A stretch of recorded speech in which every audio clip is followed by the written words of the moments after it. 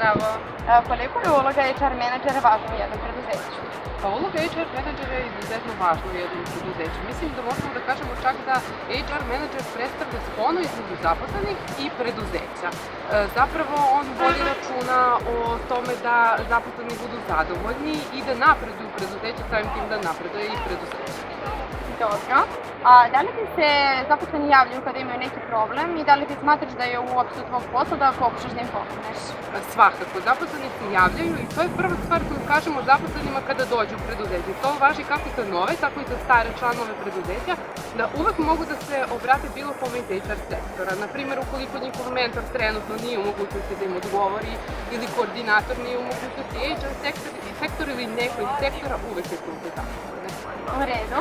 A šta je to team building? Da li bi mogla da objasniš i na koji način to funkcioniše u virtualnom preduzeću? Pa sama reč kaže, team building je nekako kao građenje tima, odnosno građenje veza između članova tima, kako međuljudskih odnosa i veza, tako i poslovnih veza. I team building zapravo služi da zaposleni pruže svoj pun potencijal, da se malo zbliže i budu slobodniji jedni prema drugima i da prilikom rada ne bude nekih problema zapravo samim tim što se oni zbliže.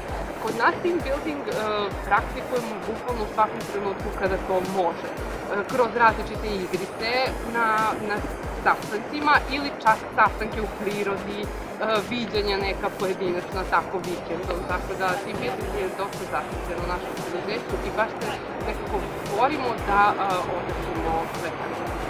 U redu, hvala ti.